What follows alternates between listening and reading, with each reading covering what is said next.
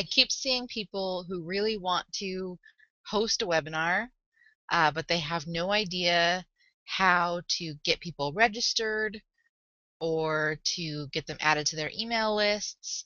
And, really having that person on your list is what's going to be your value for offering a free webinar. That's going to be something that's going to potentially bring you a new client. You really want to capture that information. And now maybe you're doing your first or second or even your third webinar, but you don't know if you want to invest in a paid product, or you might not even just know which one yet. So here's a way that you can easily um, kind of rock your own solution that's free, like 100% free. You with me? Okay, let me share my screen with you, and I'm going to go away now. So thanks for watching. Be sure to sign up for my mailing list if this was helpful to you, because I intend to provide a lot more tips and quick little trainings like this. So here we go.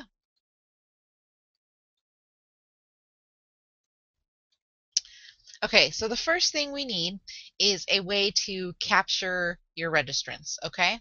Now, the great thing about this site, Eventbrite, among many great things about it, is it's used for doing event tickets and stuff like that, but it can also be used for free events like webinars, online events, okay?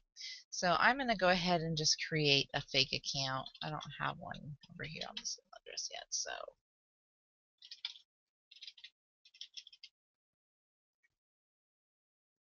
there we go. Host an event. Okay. Now you're going to say your webinar, whatever that's called, and you can designate that it's an online event. Now automatically you can select your time, your start time, your end time. You can add a picture. You can add some code to make it pretty. And now you're going to create tickets. And we want to create a free ticket because that's what's going to keep this solution free. And maybe you want to come up with some clever name. I'm just going to call you a student. And you can enter a maximum, so you can say, only the first 20 people can get into your webinar, or you can say 2,000 people can get into your webinar. It's totally up to you. Now you can make this page a public page, which gives you, a little bit more of a boost for searchability on Eventbrite. Or you can make it a private page. If it's a webinar that you're only offering to a certain kind of client or to a certain group of people, then you can just list it there. Okay, so we're going to make our event live.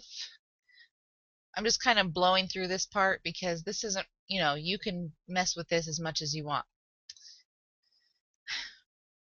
Oh, you can also customize information you collect, but if you really need deep guidance with this, go to my website, schedule some time with me. I have a Pick My Brain package. It's $79 for an hour phone call. So if you really want more help with this part, we can do that. But I'm trusting that if you're running an online business, you're probably pretty savvy to be able to figure this out on your own. So once you have your event, what we're going to do is we're going to go over to Zapier. Now Zapier or Zapier, or how do you say that? Does anybody have feedback on that? Anyway, what you're going to do is come over here, and I'm not going to walk you through the account setup, again, quickness of this video, but I'm going to choose a trigger app, which is going to be, you guessed it, Eventbrite. Now I'm going to say, when somebody registers for my event, I want to put them, now for me, I use Mad Mimi for my email list. I want to add an audience member, which is what you call your email subscriber on Mad Mimi. Okay, so we're going to continue. I'm going to connect that Eventbrite account that I just created, and I'm logged in over there, so it should, there we go, allow. Now that's connected. I'm going to connect my Mad Mimi account, or not, because I'm not logged in, and I'm not going to waste your time on this video showing you how to do that, because you might not even use Mad Mimi. Point is, you can use MailChimp. You might have seen that you can use Aweber. You can do this basic same function for any of your email lists, and you can, filter it down to what list you want to put them on, or however your list works with adding a tag to them. And you can use that to send them your link to your video. Now, some people are a little bit intimidated by Hangouts on Air. Hangouts on Air is really a great tool.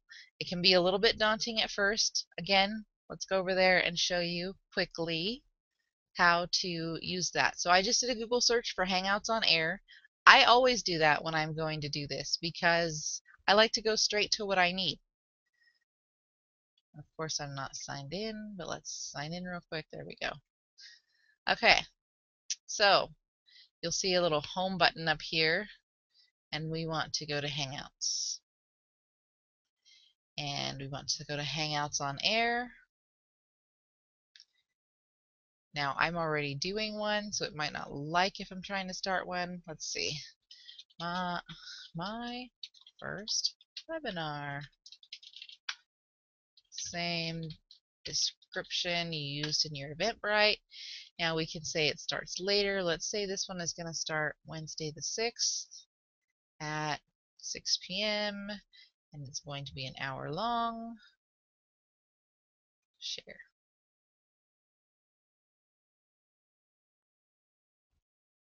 Now I can get my YouTube link. So when I do my webinar, it will be live on this YouTube page. Now you can either direct people to your YouTube page, or you can embed your webinar into a special page on your site so that you can measure your analytics and how long people are watching the video and all that good stuff.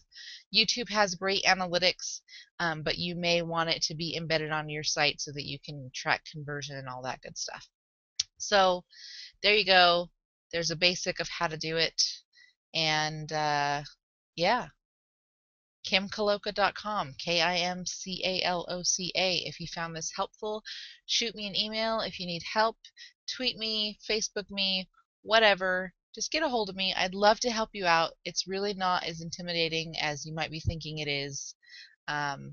So yeah, that's it. It's really late. It's like almost 1 o'clock in the morning. I really shouldn't be recording these, but I really wanted to help someone who was trying to figure this whole thing out. So I made this video just for you, Jess.